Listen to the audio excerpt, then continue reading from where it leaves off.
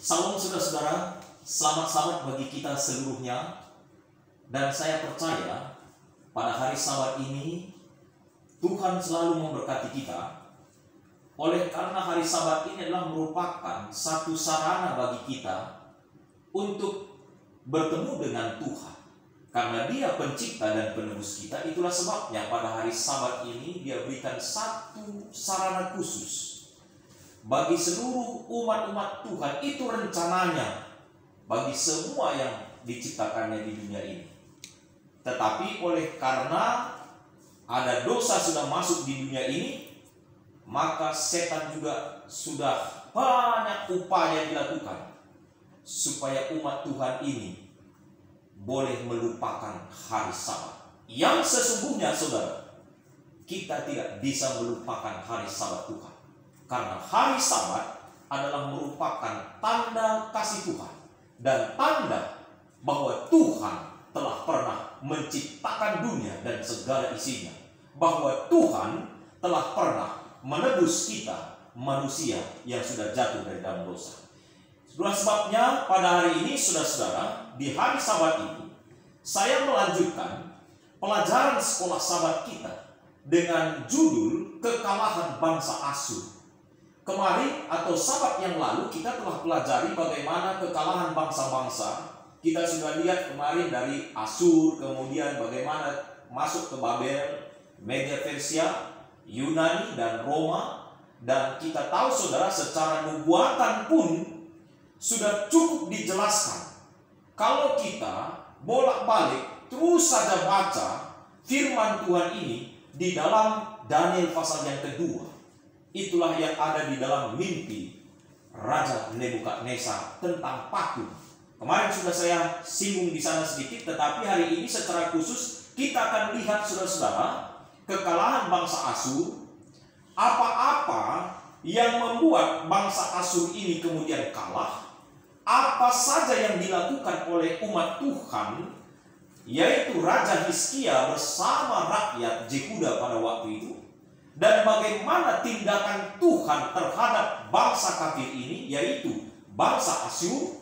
Kemudian kita akan atur saudara, dan kita langsung aplikasikan pelajaran ini di dalam kehidupan kita. Sebab dengan demikianlah iman kita bertumbuh. Dan apa yang dialami oleh bangsa Yehuda di sini secara khusus dengan Raja Hizkia, pengalaman hidup mereka bersama Tuhan dan apa yang mereka peroleh, itu boleh menjadi pengalaman pribadi kita sebagai umat Tuhan. Pemirsa dimanapun Anda berada, supaya kita tetap teguh bersama Tuhan. Saudara, saya baca ayat inti kita hari ini dalam Yesaya 37 ayat yang ke-16. Saya baca di dalam Alkitab saya ini. Dia sebutkan begini: Ya Tuhan semesta alam, Allah Israel yang berkata di atas kerubim, hanya Engkau sendirilah Allah segala kerajaan di bumi. Engkaulah yang menjadikan langit dan bumi. Saya kira saudara, ayat hafalan ini cukup jelas. Ada banyak buku ataupun pasal yang ditulis oleh buku Yesaya bahwa Tuhan itulah pencipta langit dan bumi. Tuhan itu pencipta langit dan bumi. Tuhan itu pencipta langit dan bumi. Tidak ada Allah yang lain. Tidak ada yang lain. Jadi artinya hanya Tuhan. Hanya Tuhan pencipta. Kalaupun kita bahas di dalam bahasa aslinya YHWH, Yahweh ya. Dan itu juga banyak saat ini ya, ada beberapa umat Tuhan yang harus menyebutkan nama YHWH, Yahweh. Ya, tetapi di dalam pelajaran kita saudara-saudara ada banyak nama sebutan kepada Tuhan kita. Nah, saat ini ya Tuhan semesta alam, Allah Israel. Saudara, saya katakan di sini mengapa disebutkan Allah Israel walaupun ada sejarahnya saudara ya. Kalau kita lihat dari Adam dan Hawa, kemudian nanti keturunannya dilanjutkan, atau Habil itu dilanjutkan nanti dari Set. Terus dari Set ini kemudian dilanjutkan nanti terus ke Set. Nah, ini keturunan daripada Nuh. Dan dari sana nanti dilanjutkan terus kepada Abraham. Dan dari Abraham inilah kita kenal nanti saudara Ishak, Yakub, dan 12 keturunan Israel dari nama laki-laki, walaupun 13 dari anak Yakub, dari 2 istrinya dan 2 guntingnya. Nah, oleh sebab itu saudara-saudara, pelajaran kita ini menyebutkan Ya, Allah Israel. Mengapa? Karena Tuhan sengaja panggil bangsa Israel.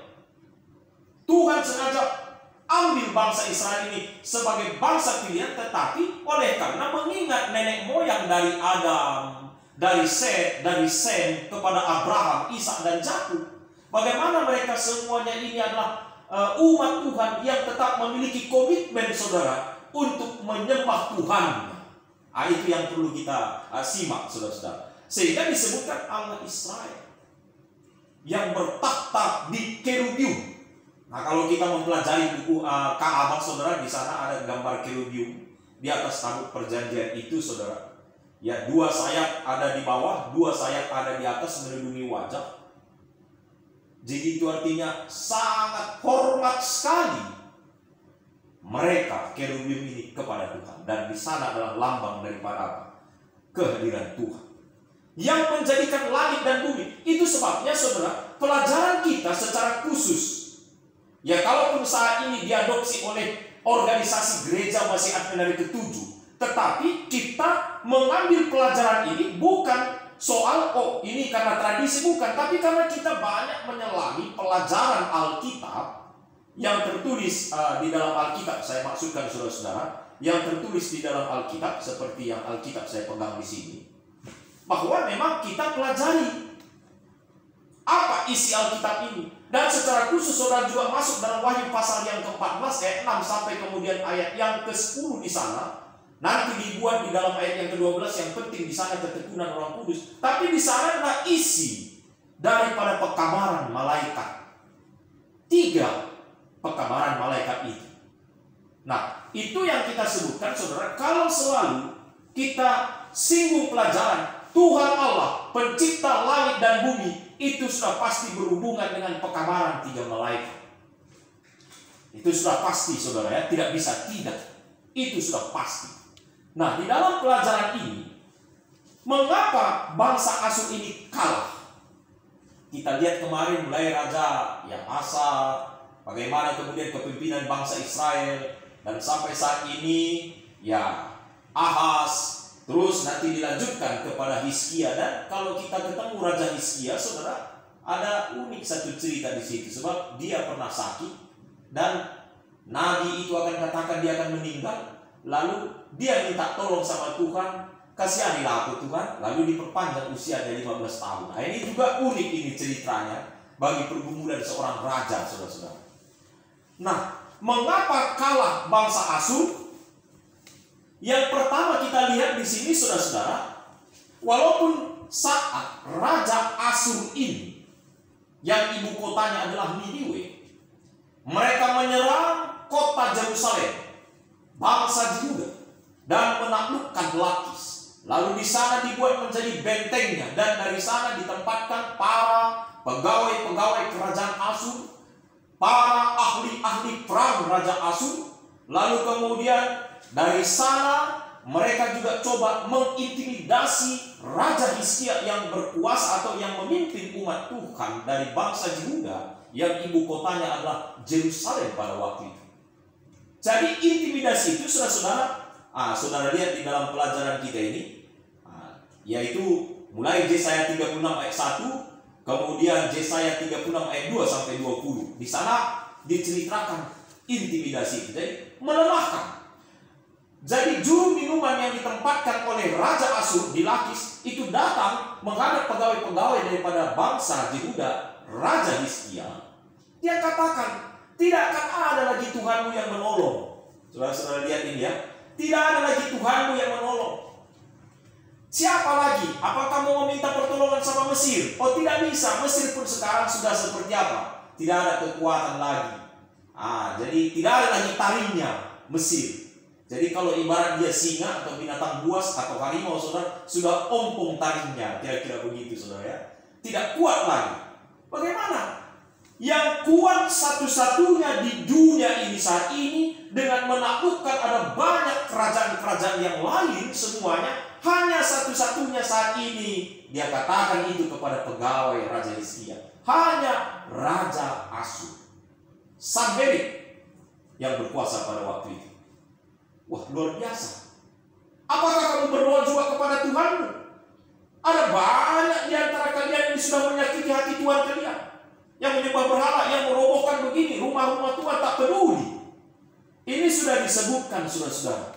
Sehingga dalam intimidasi itu dia katakan, Tuhan kalian tidak akan mampu, oleh sebab itu menyerahlah dan serahkan diri kepada Raja Sanherib, Raja Asyur.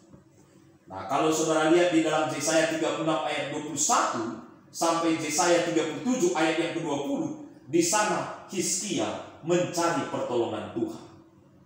Lalu kemudian Yesaya 37 ayat 21 sampai 38 kita temukan di sana Assyria, Asyur dikalahkan oleh Tuhan melalui bangsa Yehuda.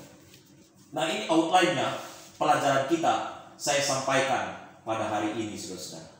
Nah, bagian berikut, pada waktu intimidasi ini disampaikan oleh tentara Asyur kepada pegawai-pegawai Raja Hizkia di Yerusalem, di mana Asyur sudah menguasai juga daerah Lakis, kota yang terbesar dan yang paling dekat dengan Yerusalem pada waktu itu, saudara-saudara. Luar biasa. Jadi mereka akan coba terus bagaimana caranya melemahkan apa?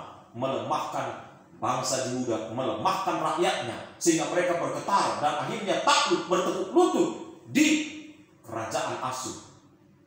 Saudara, aplikasi yang pertama dalam kehidupan kita, dalam pelajaran sekolah sama ini, sebab kita sudah pelajari ini di rumah, saudara-saudara, masing-masing kita sudah selami ini. Tentu bagaimana kita sebagai umat Tuhan, ketika saudara-saudara dalam perjalanan hidup di dunia ini, karena kalau kita baca dalam buku Ibrani pasal yang ke-13, kita ini adalah orang asing, orang pendatang, ya, merantau kita di dunia ini. Kalau namanya kita orang asing, saudara-saudara, banyak tantangan. Nah, ketika kita berjalan di dunia ini, ketika kita bekerja di dunia ini, ketika kita melaksanakan aktivitas kita di dunia ini, ada saja banyak intimidasi yang kita dapatkan. Mungkin saudara pernah alami juga, saudara, di sebuah perusahaan. Mungkin saudara-saudara tidak naik jabatan terus oleh karena mempertahankan kebenaran Alkitab, oleh karena mempertahankan hari Sabat, oleh karena mempertahankan tentang prinsip-prinsip yang kau dapatkan, yang kau pelajari dari Alkitab. Boleh saja, saudara-saudara. Dan saudara diintimidasi di dalam sebuah lingkungan tertentu, level pekerjaan tertentu, yang membuat engkau lemah, yang membuat engkau drop, yang membuat engkau putus asa. Ini langsung saja kita tarik dalam kehidupan kita, saudara. Layaknya juru minuman dan seluruh tentara ini yang datang menghadap pegawai Raja Hizkia waktu itu di Yerusalem, yang tujuannya supaya mereka ini ketakutan dan akhirnya menyerah kepada Raja Sanherib dari Asyur pada waktu itu. Saya kira, saudara, setan juga melakukan program yang sama. Dia akan coba terus intimidasi saudara dan saya dalam hidup ini, supaya menyerah kepada kekuatannya dan tinggalkan Tuhan. Itu satu, saudara-saudara. Dia akan cari agennya di dunia ini. Dia akan cari terus alatnya supaya melaksanakan programnya. Dan kita tahu memang program setan itu adalah untuk menakut-nakuti kita, lalu kemudian menaklukkan kita. Jangan lupa, saudara, kalaupun saat ini ada banyak program-program di televisi yang adalah horor-horor katanya, ya, hantu semua gitu, ya, begu-begu katanya istilahnya itu, ya. Ada juga kemudian kuntilanak, ada roh yang bergentanya. Itu semua adalah cara-cara setan, saudara, untuk mengintimidasi kita, hanya untuk menakut-nakuti kita. Sebenarnya setan itu gak jelek-jelek, saudara, apalagi muncul itu apa? Wajahnya yang seram, rambutnya yang seram, giginya yang besar, matanya yang besar, satu cacat misalnya. Ini nggak ada seperti itu. Ini hanya cara-caranya untuk memberikan intimidasi kepada umat Tuhan saat ini, supaya kita takut, supaya kita dan semakin banyak menceritakan tentang setan. Akhirnya kita mengagumi daripada kekuatan setan itu. Yang harusnya kita mengagumi kekuatan siapa? Pencipta langit dan bumi, itulah Tuhan. Itu kembali saya sebutkan, saudara. Nah, jadi tetap waspada ketika intimidasi itu datang kepada kita dalam semua level sebagai umat Tuhan, dimanapun kita berada hari ini. Apa yang dibuat? cari Tuhan. Ini yang saya tekankan hari ini, saudara. Cari Tuhan. Saudara-saudara, pada waktu saya membandingkan ayat-ayat Alkitab di dalam pelajaran sekolah sahabat kita ini, baik yang ada di Yesaya pasal 36 dan Yesaya 37, demikian juga 2 Tawarikh pasal yang 32, dan juga 2 Raja-Raja pasal 19. Tapi saya hubungkan pelajaran ini, saudara, secara khusus di 2 Tawarikh pasal yang ke-32-nya. Kalau kita mundur ke belakang sedikit, di pasal 28 dan pasal 29, ini kan Raja Ahaz, bapaknya Hizkia, kemudian naik tahta Hizkia di sana, dan Hizkia tidak mengikuti cara-cara yang jahat dilakukan oleh Ahaz bapaknya, karena dia melakukan apa yang jahat di mata Tuhan. Dia buat berhala-berhala, tetapi ketika Hizkia naik, dia duduk di tahta dan menjadi raja di Yehuda, maka Hizkia mengembalikan semua rumah-rumah, tempat-tempat ibadah supaya disucikan, ditahirkan. Dia panggil semua suku Lewi, imam-imam semuanya dia kumpulkan supaya dibersihkan dan digunakan kembali rumah ibadah ini untuk menyembah Tuhan, membakar korban bakaran di sana, memohon doa-doa, petunjuk-petunjuk kepada Tuhan sebagai pencipta langit dan bumi. Itu yang dilakukan Hizkia. Nah, maka pada saat ini, saudara, di saat dia menghadapi banyak tantangan dan intimidasi yang tujuannya adalah untuk mengancam dan menghancurkan daripada kerajaan Yehuda pada waktu itu dari Sanherib Asyur, apa yang dia lakukan, saudara? Saya bilang tadi, kembali dia mencari pertolongan kepada Tuhan. Ini yang terpenting, saudara, di dalam kehidupan kita juga. Dalam segala, bukan berarti kalau saya mencari pertolongan sama Tuhan, bukan berarti usaha saya tidak ada, saudara. Bukan berarti saya nggak bisa sharing, bukan berarti saya tidak bisa minta pendapat, pandangan dari teman-teman kita, atau misalnya dari orang-orang tertentu, sahabat-sahabat kah, pimpinan kah, dan lain sebagainya, ketika kita mengikat satu hubungan di dunia ini. Bukan berarti meniadakan itu, saudara-saudara. Tetapi tetap kita bisa berkolaborasi dengan mereka. Di sini pun, saudara, ketika surat-surat ancaman, surat-surat intimidasi itu diterima oleh pegawainya dan juga oleh Raja Hizkia. Kalau saudara lihat di dalam pasal 37 dari buku Yesaya ini, maka dia di sana dia kumpulkan juga pegawai-pegawai ini. Lalu kemudian bagaimana? Dia berbincang. Baru kemudian mereka juga ambil kesimpulan, mari kita tetap datang kepada Tuhan. Jadi kesimpulan itu ada di dalam Yesaya pasal 37. Kalau saya baca di sini, saudara, ayat 1, segera sesudah Raja Hizkia mendengar itu, dikoyakannya lah pakaiannya dan diselubungilah badannya dengan kain kabut, lalu masuklah ia ke rumah Tuhan. Lalu ayat 2-nya, di situ juga ikut beberapa pegawainya semuanya. Yang saya maksudkan, saudara, bukan dia pribadi, tapi dia ajak juga pegawai-pegawainya. Dan ini tentu disampaikan secara khusus supaya saat ini waktunya kita ke rumah Tuhan. Nah, ini yang terpenting, saudara. Saya lihat di sini dalam pelajaran ini, reaksi pertama Hizkia adalah mencari pertolongan Tuhan. Terus saudara baca di dalam ayat 2 sampai ayat yang kelima dari buku Yesaya pasal 37. Jadi reaksi ini, saudara-saudara, ingat Tuhan, gitu. Bukan kemana-mana, ingat Tuhan dulu. Nah, sebenarnya pada waktu saudara menghadapi masalah, terus ingat Tuhan, bukan berarti tertutup kemungkinan saya nggak ingat-ingat lagi bapak saya nggak ingat lagi opung saya nggak ingat lagi sahabat saya nggak ingat lagi dosen dan guru saya nggak ingat lagi pendeta saya. Bukan, saudara. Tapi pada waktu saudara menghadapi tantangan dan pergumulan itu, intimidasi kah namanya, maka saudara ingat Tuhan, maka saudara kan praktekkan. Kalau ingat Tuhan berarti harus serahkan diri sama Tuhan. Nah, pada waktu saudara menyerahkan diri kepada Tuhan ini, maka di sanalah muncul hikmat. Nah, ketika muncul hikmat, maka hikmat ini akan mengajari kita lebih luas, sehingga solusi demi solusi akan terjadi dalam mujizat Tuhan. Nah, itu saudara baca di dalam ayat ini. Nah, ketika kita masuk di ayat 6 dan ayat yang ke-7, pasal yang ke-37 dari Alkitab ini, buku Yesaya, saudara-saudara, maka Tuhan segera memberi jawabnya. Nah, jawabannya luar biasa. Nah, raja meminta bantuan Tuhan. Dia tidak memintanya demi keuntungannya sendiri, namun agar keagungan Tuhan terlihat oleh semua bangsa-bangsa di tengah-tengah bangsa Yehuda ini. Jadi ada rencana Raja Hizkia di sini supaya dia minta tolong kepada Tuhan ini, saudara-saudara, supaya bangsa-bangsa yang lain ini lihat bahwa Tuhan ini bekerja di tengah-tengah bangsa Yehuda ini, kerajaan Yehuda ini. Itu yang diinginkan daripada Raja Hizkia. Kalau saudara baca itu ayat yang ke-20 dari Yesaya pasal yang ke-37. Nah, saudara-saudara, kalau demikian, coba saudara lihat apa kesaksian ayat dari pasal 37 di bagian yang ketiga, ayat yang ketiga. Saya baca di sini, saudara. Berkatalah mereka kepadanya, beginilah kata Hizkia, hari ini hari kesesakan, hari hukuman dan penistaan. Sebab sudah datang waktunya untuk melahirkan anak, tetapi tidak ada kekuatan untuk melahirkannya. Saya hanya menggarisbawahi ayat ini, saudara, betapa susahnya waktu itu keadaan di Yehuda.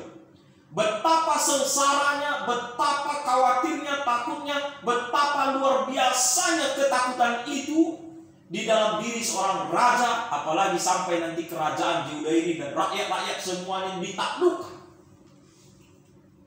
Dia bandingkan di sini dengan satu gambaran, saudara, waktunya ini bagi seorang wanita, saudara, yang mengandung, ya. Waktunya dia sudah melahirkan, tapi tenaga ibu ataupun wanita yang mau melahirkan ini tidak ada. Wah, ini kan bahaya, saudara. Ya, saya punya istri saya juga dulu pernah melahirkan anak-anak saya, dan saya bawa ke rumah sakit.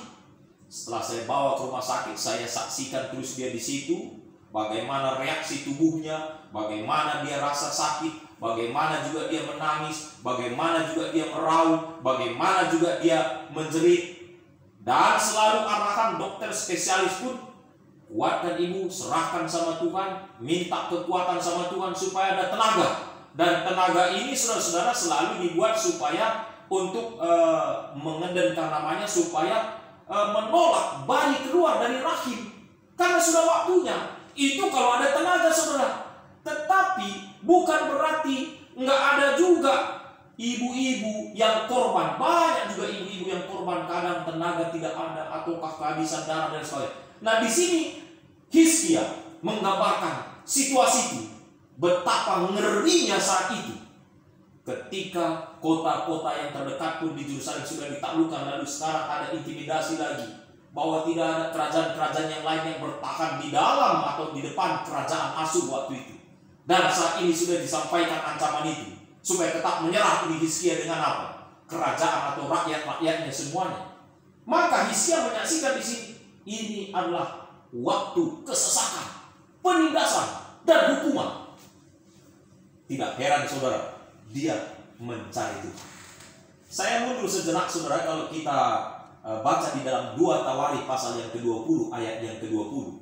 Di sana ada Raja Yosafat menghadapi bangsa Amon dengan Moab, saudara-saudara. Tapi saya senang membaca ayat itu, saudara. Saya baca dulu Alkitab ini dalam 2 Tawarikh pasal yang ke-20. Mari kita dengarkan bunyinya.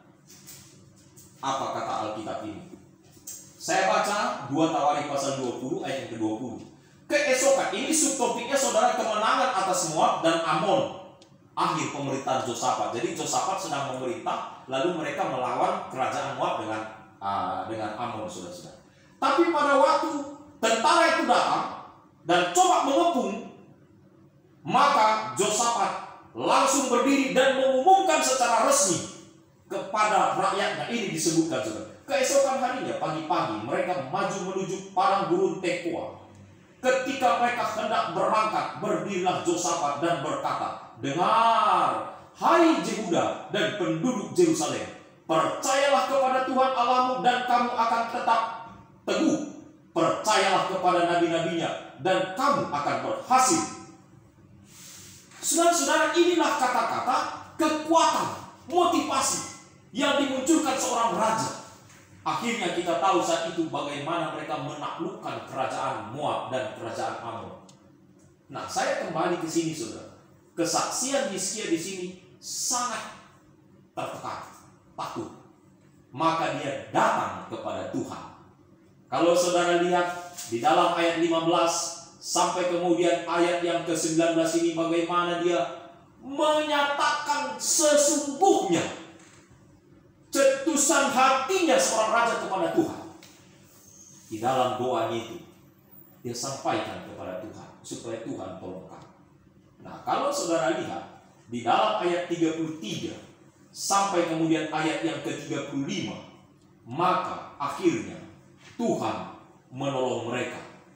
Keluarlah malaikat Tuhan, lalu dibunuhnyalah 185.000 orang di dalam perkemahan Asyur. Keesokan harinya, pagi-pagi, tampaklah semuanya bangkai orang-orang mati belaka. Saudara lihat bagaimana kemenangan yang diperoleh oleh bangsa Yehuda atas pertolongan Tuhan. Tapi di sana rahasianya adalah ketika Raja Hizkia datang kepada Tuhan. Sekarang saudara, aplikasinya dalam kehidupan kita. Apakah kita selalu ingat Tuhan? Apakah juga saudara selalu datang kepada Tuhan dalam segala hal? Apakah juga saudara betul-betul merasakan saat ini seperti bagaikan seorang ibu yang hendak melahirkan tapi tenaga ibu tidak ada? Ini kan bahaya bagi bayi yang di kandungannya atau di rahimnya. Mungkin juga pada saat ini saudara-saudara kita lihat situasi kita saat ini. Pandemi terus merajalela. Bukan saja pandemi saudara, tapi kejadian-kejadian di alam ini pun merajalela. Ini juga saudara bagaikan intimidasi, kekhawatiran dan ketakutan dalam hidup kita. Terus apakah saudara tetap berdiam diri atau datang mencari pertolongan kepada Tuhan? Ini yang saya tekankan saudara-saudara, kalau kita sudah mencari pertolongan sama Tuhan, maka Dia akan memberikan apa? Keselamatan, kemenangan dari pergumulan yang kita hadapi, dari pergumulan yang saudara hadapi. Saya baca ayat yang terakhir sebagai kesimpulan di dalam pelajaran kita ini. Saya baca di dalam buku Amos pasal yang ke-5 ayat 4 sampai ayat yang ke-6 saudara.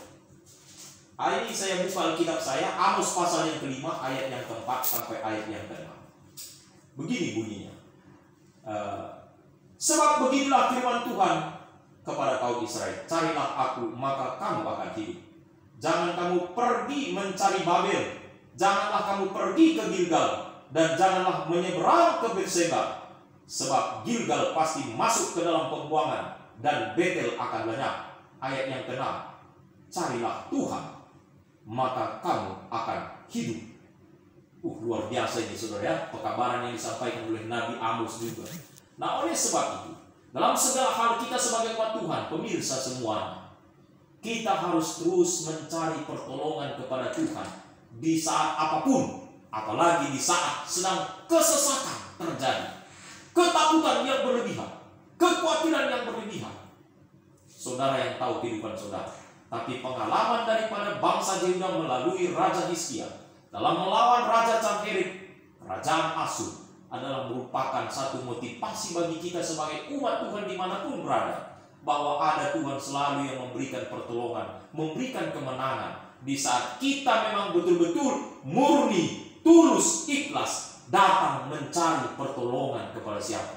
Kepada Tuhan yang adalah pencipta langit dan bumi, sesuai dengan ayat hafalan kita dalam sekolah Sabat ini. Tuhan memberkati saudara, Tuhan menguatkan saudara sehingga tetap setia sampai Tuhan datang kali yang kedua. Inilah doa dan harapan kami. Amin. Salam, selamat sama.